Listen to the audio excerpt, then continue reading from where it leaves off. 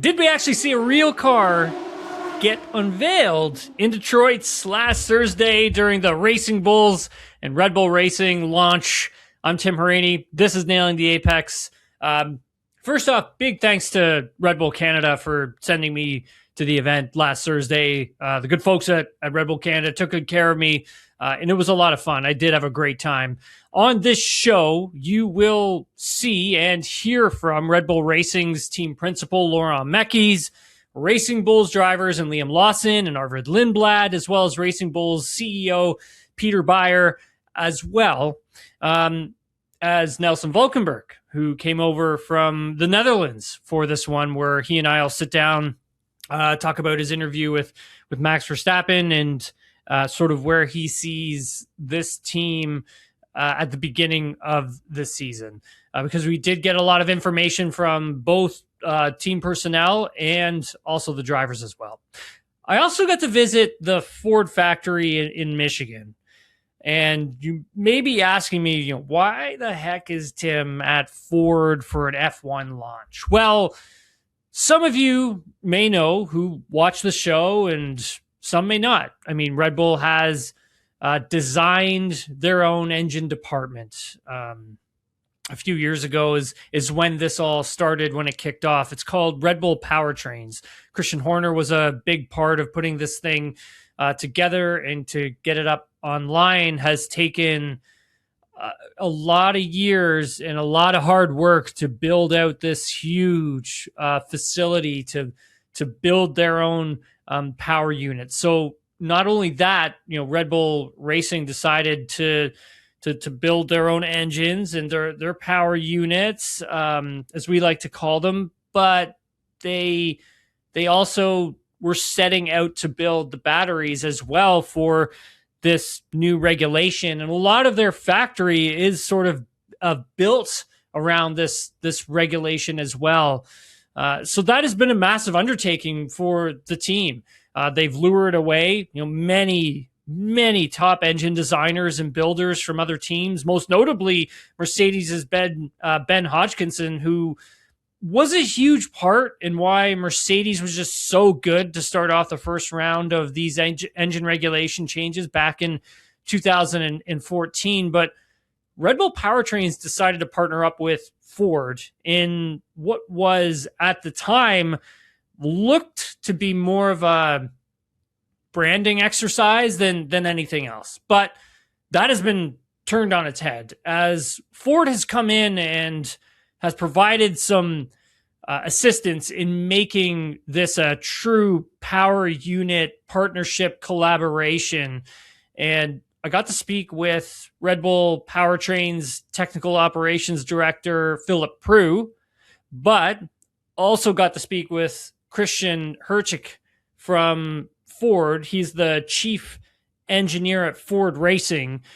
So getting to go to the factory and sit through a presentation with those two, then getting to chat with them afterwards was extremely helpful. And I learned, quite a bit about this relationship between Ford and Red Bull Powertrains. Ford is building 12 unique parts for the Red Bull Powertrains power unit. And, all of this is originally, a lot of this, I was told a few years ago, was going to be just Ford working on and helping them with the development of the battery that's going to be producing 50% of the energy that will be used by these cars. Now, however, I was,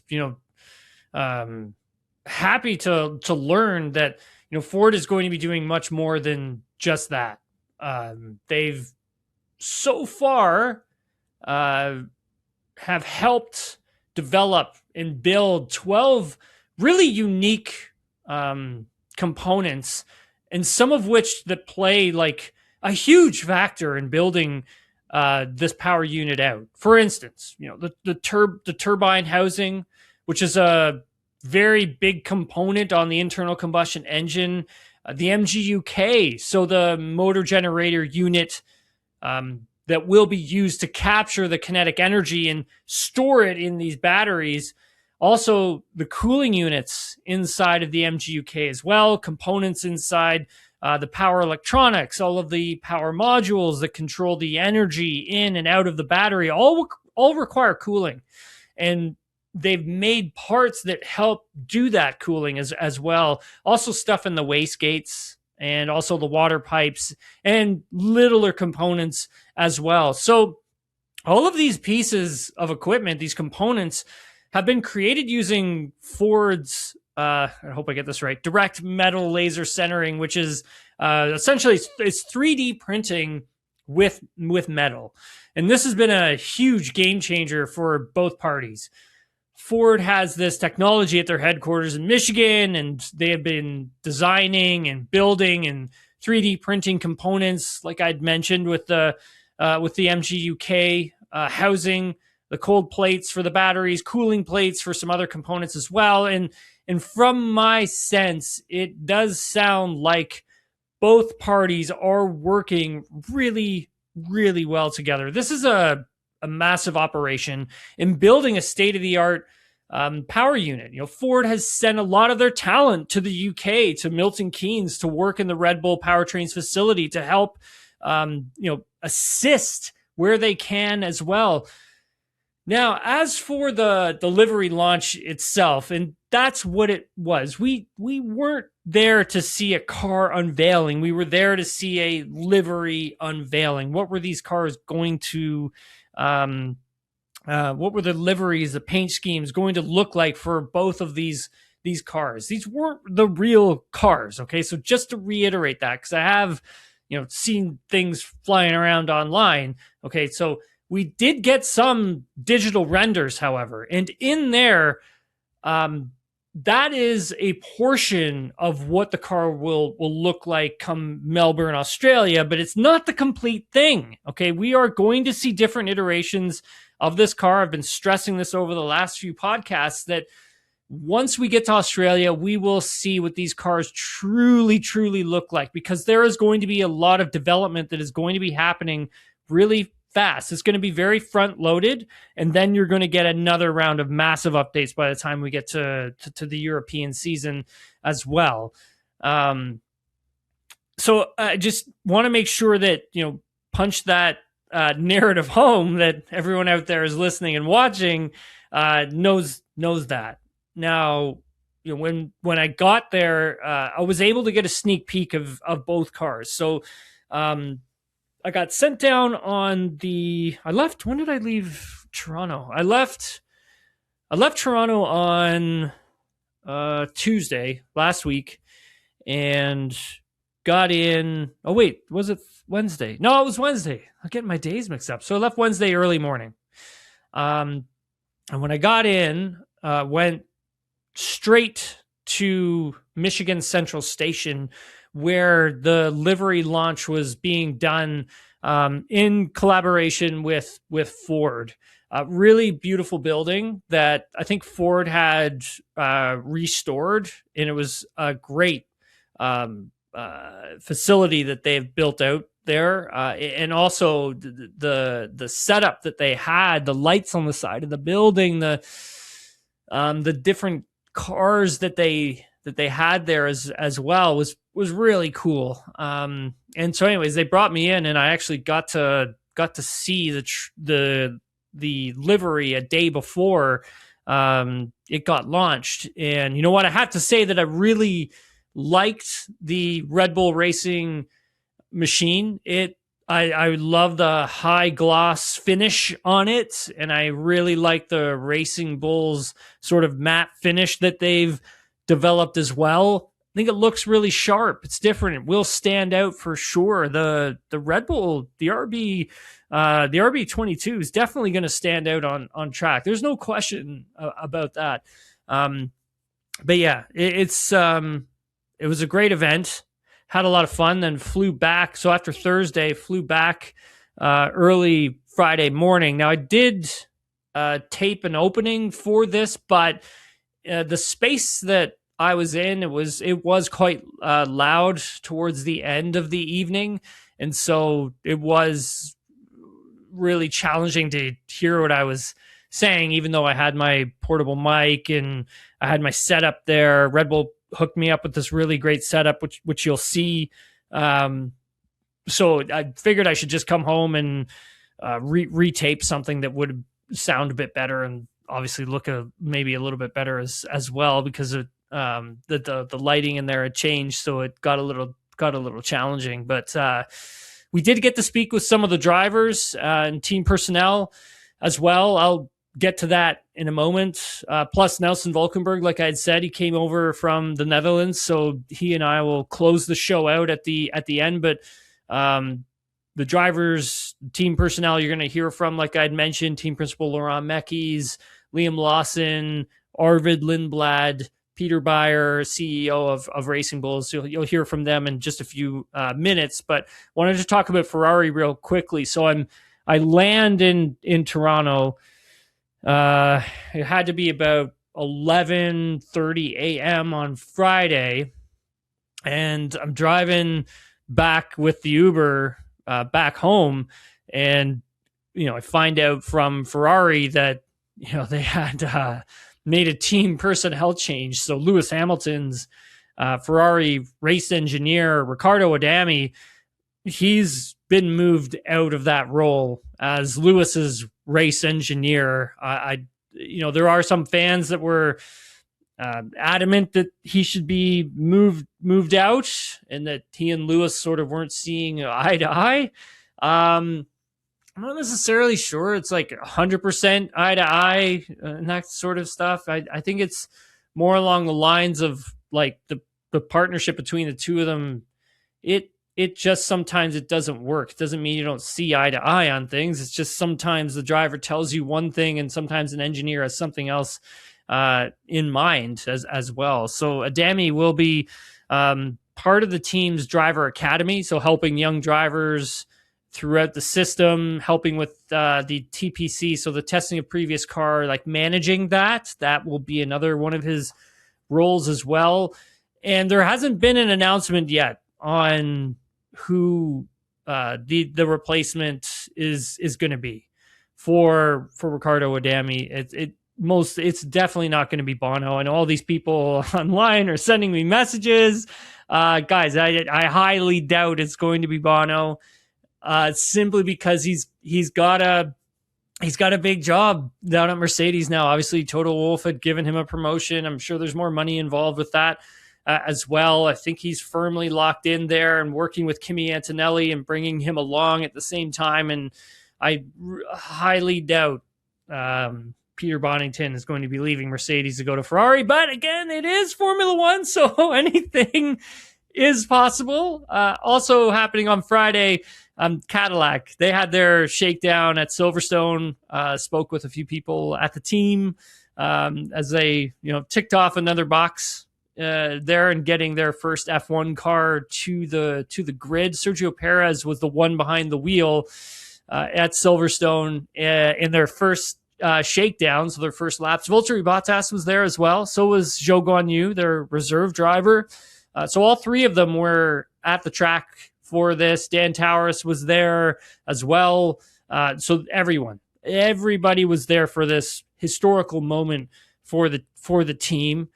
Heard the engine, you could hear the car going by. I posted this on the Nailing the Apex TikTok and Instagram account. So if you want to check that out, also if you do head over to the Nailing the Apex Instagram account and TikTok account, give us a follow. We've been doing some really great stuff over there, and people seem to really like it. So for all of you watching, liking, and sharing, we really appreciate that.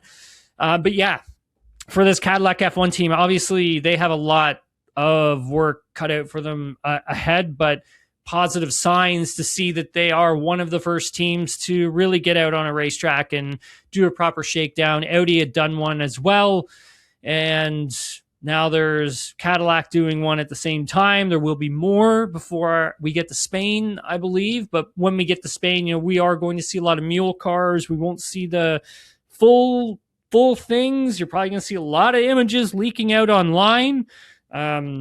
Could be a lot of rumors and stuff like that just aren't true. So yeah, I think once we really open things up for Bahrain testing, we'll start to get a better picture of how these things are going to shake out. I'm pretty sure there's probably going to be a lot of teething problems and things of that nature. But just to close the book on Cadillac, they're doing their full car launch during the Super Bowl. So it will be a TV commercial that's happening on Sunday, February the 8th is when that will be taking place. And yeah, it'll be a commercial during the Super Bowl, like I had said. So pretty exciting times there for Cadillac. Really interested to see what the commercial looks like. I mean, I'm quite certain it'll be pretty cool. I mean, GM is sinking a lot of money into this program. So yeah, it should be pretty exciting stuff.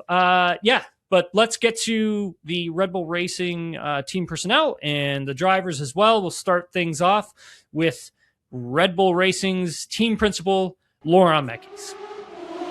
Joined by team principal of Red Bull Racing, Laurent. Thank you so much for taking the time to do this with us. We appreciate it. How was your off season? I mean, you guys didn't really get much of an off season.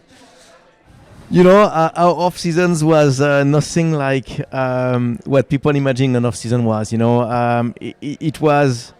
It's already a season where, for the first time in modern Formula One history, you have this huge regulation change, both on the chassis and the power unit at the same time, and that was not enough. It's also the moment where we decided to come and do our own power unit. So you can imagine what it was. It was effectively a huge countdown for everyone in Milton Keynes to go through the massive challenges that we have decided to take on. But ultimately, it's the sort of stuff we love at Red Bull. It's the sort of stuff that perhaps only Red Bull can do. We are doing this power unit with support of incredible partners. Ford. Today we are at Ford's homes, and they have been supporting us in trying to accelerate our growth and in manufacturing key elements of the engines, and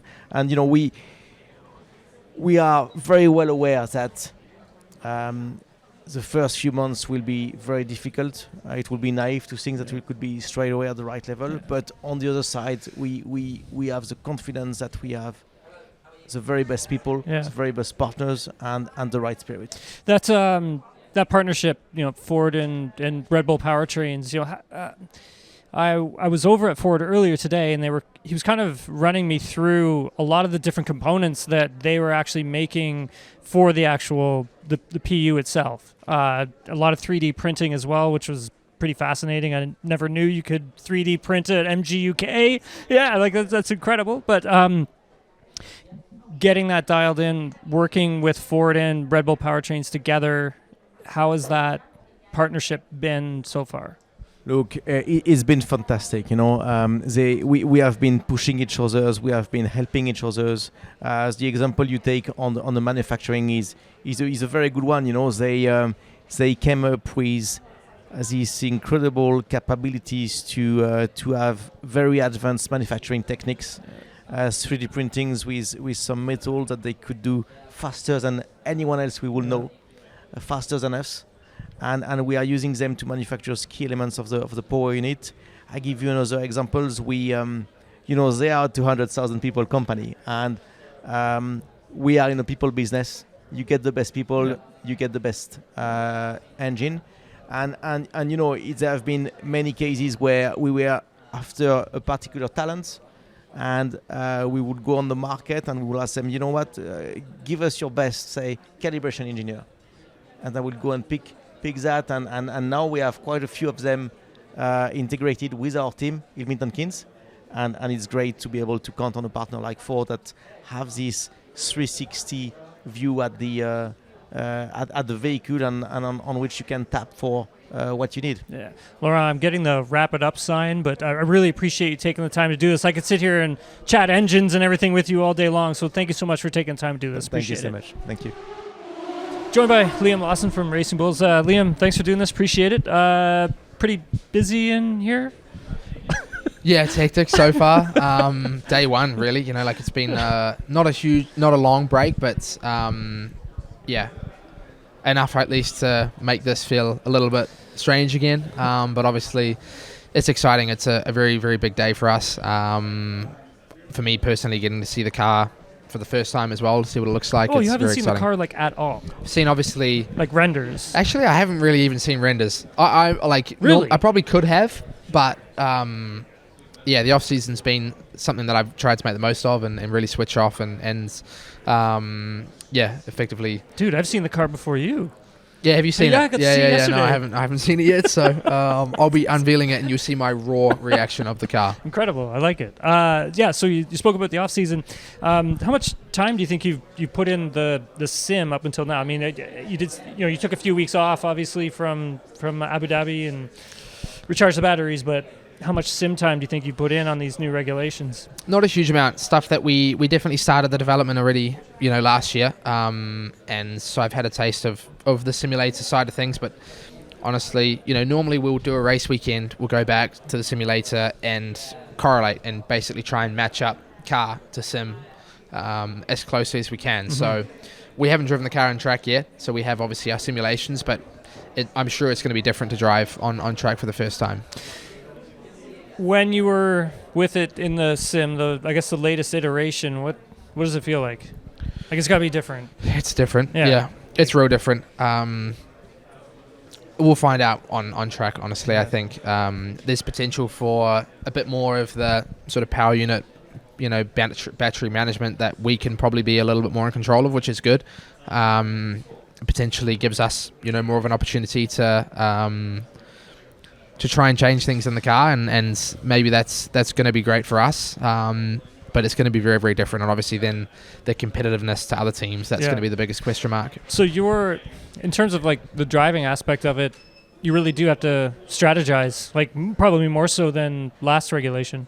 Yeah, we think so. I mean, it's something that in person, we'll obviously in real life we'll find out a lot more, but already so far there's a lot that we can potentially do behind the wheel that will, I guess, change the way things happen, and there's probably some opportunity there for us. I know you can't give away all your secrets and stuff, but is that something that you have been practicing in the sim? Is that sort of strategy side of things?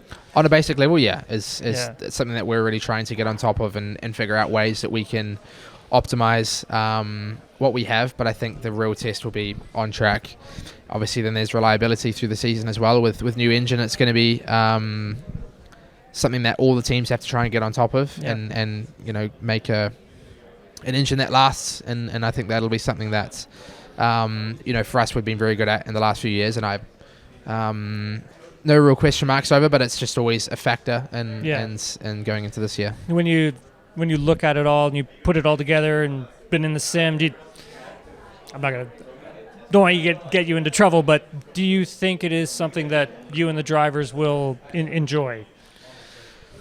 I hope so. At this point, the biggest question mark is going to be our pace relative to other teams, and I think that's going to be, at the end of the day, you enjoy races that you do well and you're racing at the front, and that's where we want to be, and that's what we'll be working towards. I think with new regulations, the last time I've come into Formula One, the only time I've come to Formula One is in a regulation period where it's at the end and the car is what it is. Yeah. And I've sort of had to learn how to drive this car, whereas going to this year, it's all very new, and we as drivers potentially have a bit more control.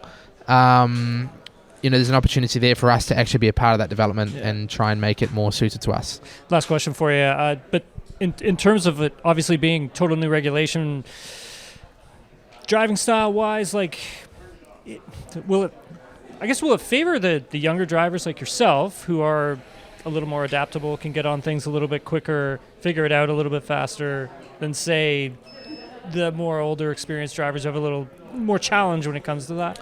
It's very hard to know. I think, honestly, I don't think it's going to be... It'll be very different from last year, but it's not as, radical of a change as maybe like 2014's, engine change. That was a massive change, and something that is, completely different to drive. So it will be very, very different, but I don't think it's potentially as different as that, maybe. Even if you look at 21 to 22, the car, the change in the car, the way it drove was very, very different. How the teams were setting them up nice and low. And I think on that side, it's probably not too different to last year. it's going to be the power unit's going to be the main thing. And on that, I really don't know yet. Well, I've taken up enough of your time. Thanks very much, Liam, for doing this. I appreciate it, man. Thank you.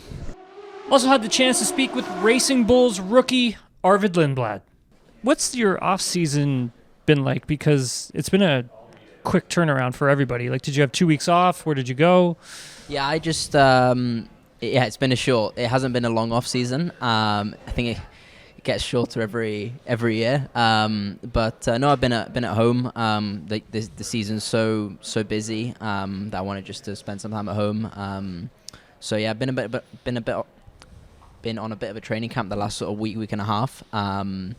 But no, spent it all at home. When you talk about training, like how is it different from Formula 2 training? I mean, obviously with Formula 2, you have to get into a certain physical shape, but at F1, it's kind of like that next sort of tier, that next level. Yeah, it's quite different because there's like more technology on an F1. So some are easier in the sense that in F2 there's no power steering, so the strain on the upper body is actually greater in F2 than F1. But you go slower, so the neck is the one that everyone talks about. That's the main thing in F1. So yeah, a lot of neck. And then quite a lot of like cardio and stuff because the races are long, so you need to just be generally fit. So you got to change your shirts now, right? Because your neck has been so big. I've still got some work to do. When you see the proper ones, it's almost like a straight line down. It's crazy from their jaw. So yeah. Looking at these new regulations, obviously it's a big jump from what you've been used to with what you've been testing in the simulator.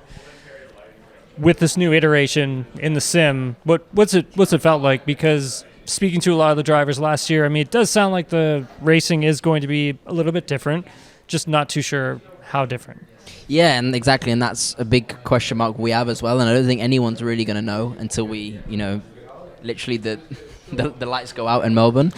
It is different. Obviously, I think the chassis is quite a change from what we currently have, but it's not completely unknown in the sense that it's quite similar to what there was pre-ground effect. So on that side, I don't think it's crazy different for the engineers. I think the biggest thing is the PU. Yeah. I think that's the main thing to understand. But even for me to comment on it now, yes, it is different and there's more things to manage. But I'm saying that based off a sim. The car's never even been. I've never even seen the car. I haven't driven it yet, so I don't know.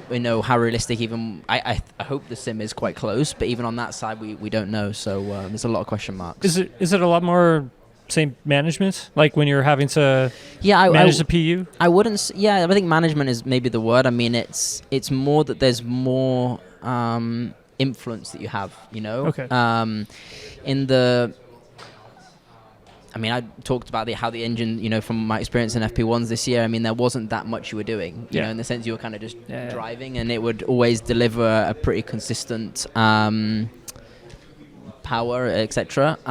Whereas I think there's much more influence you can have on the way you drive to the power you get. There is more to manage on that side. I guess the last question for you, but obviously being a rookie coming into F1, there's a lot to learn when you're working with thousands of people compared to 10, 12, 20 in Formula 2. So far for yourself, like what's been the biggest learning curve that you've had to adjust to? I mean, it's hard to say the biggest learning curve because You're still on I haven't it, I really guess. even. I'm not. I'm not. Haven't really experienced being a Formula 1 driver yet because that happens when you have the first race. So it's hard to say biggest learning curve. I guess what's the biggest thing you've learned? There's a lot of new things. I mean, like you say, the team is much bigger. Yeah.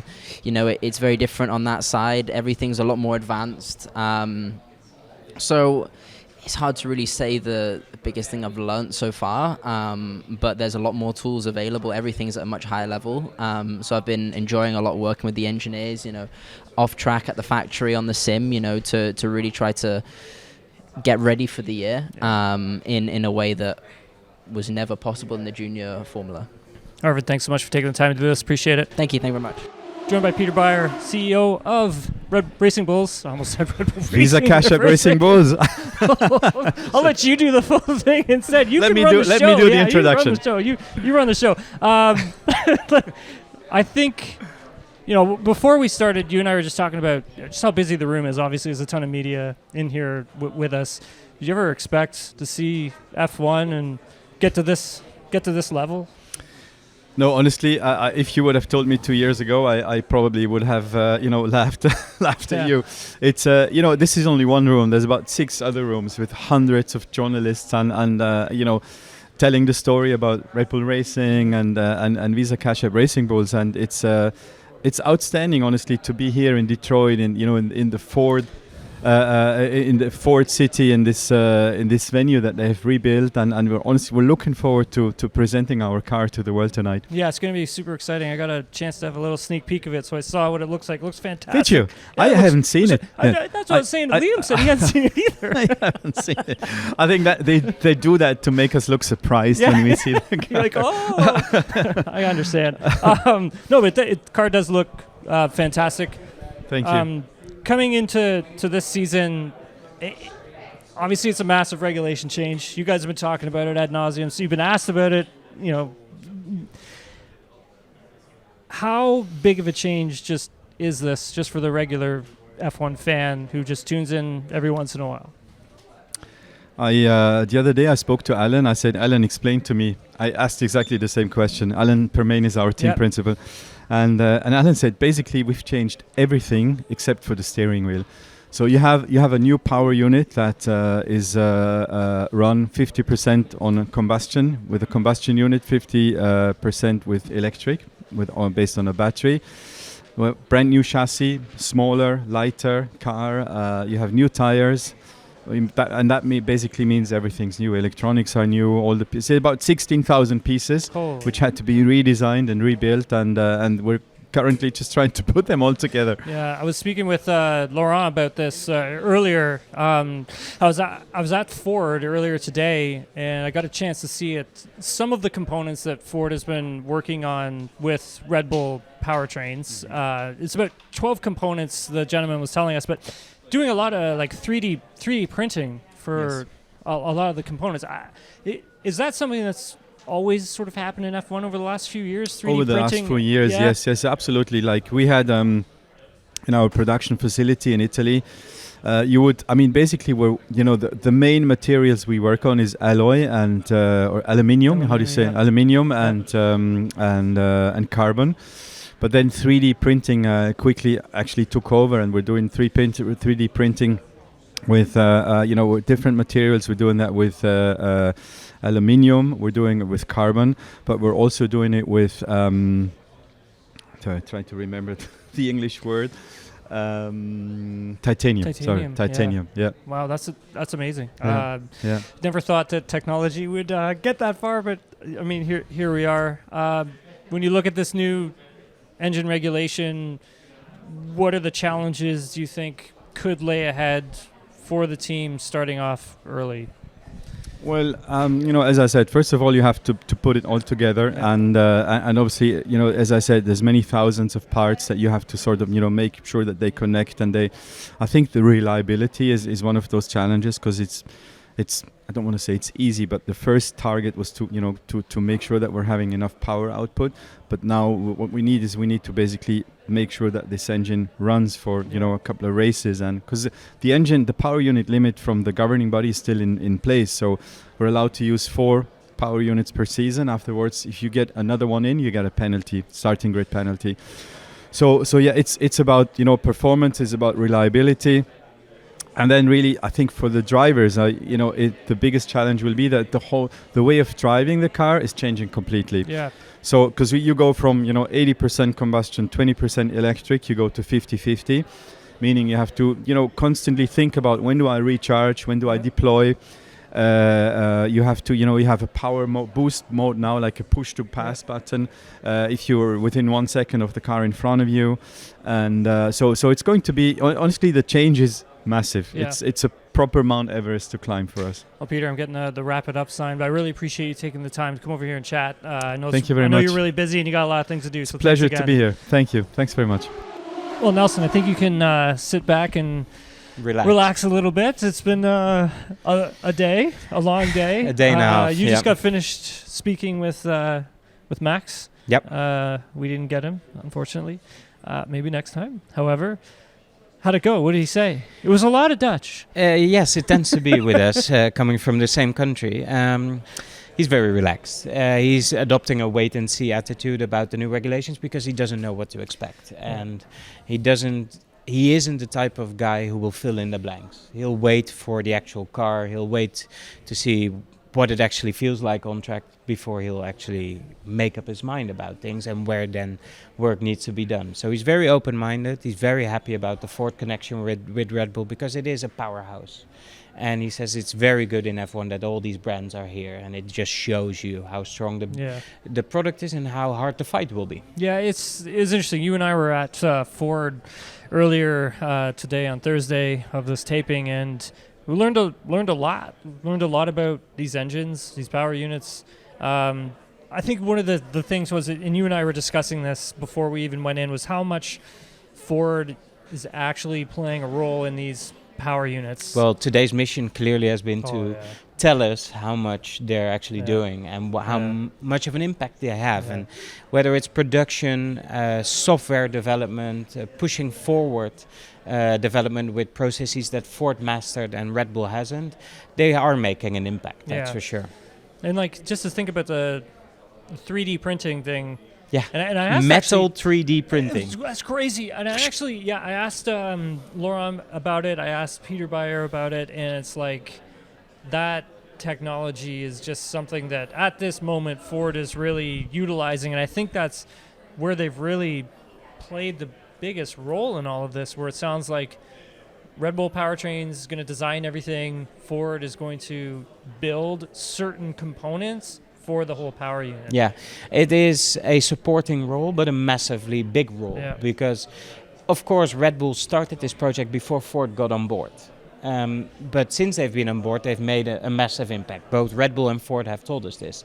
And it was interesting to hear today what they've actually done. So, yeah, I'm impressed. Yeah, me too. I mean, 3D printing of metal components. But a part of it, the MGUK is absolutely insane. 16 kilos fits in your hand, and it produces over 400 brake horsepower. That is what this engine regulation is all about. But if that's one team doing it, then you know that they're all doing the exact same thing. They all have to be doing it, And a lot of question marks, though, because nobody really knows where they're at, what to expect. Yeah, and it's interesting talking to Laurent. It does sound like they are behind. Like it does sound. He's very careful. He's very careful. And said like the first few months could be a challenge. Yeah, I was impressed by it as well, because I thought he might be more diplomatic. He wasn't. He was very clear that he feels that the opening quarter of the season they may not be where they want to be, but that they can really quickly develop. Yeah, Isaac as well was also a little cautious with how the beginning of the season could go. I mean, there is a lot riding on it. I mean, this is a huge relationship between these two partners. A lot can go wrong. If you start off right, you'll reap the benefits for a long time. Yeah. If you start off wrong, you'll be struggling for years. Yeah. So we're here, obviously, in a massive media space. A chaotic space. Yeah. A lot of content creators are here. A lot of journalists are here. I was talking to Chris Medlin earlier from Racer. He's here. Eric Van Haren from The Telegraph. He's here. Have you ever seen a launch this big, though, aside from the one in New York? Yeah, so 3 years ago in New York, we had the initial announcement that Ford was coming on board. That was chaotic and big. A couple of years ago in Milton Keynes, Red Bull tends to do this really massively. It is definitely the Red Bull America way, what we're seeing here. Yeah. Very much focused on getting as many eyeballs on social media on what's happening here.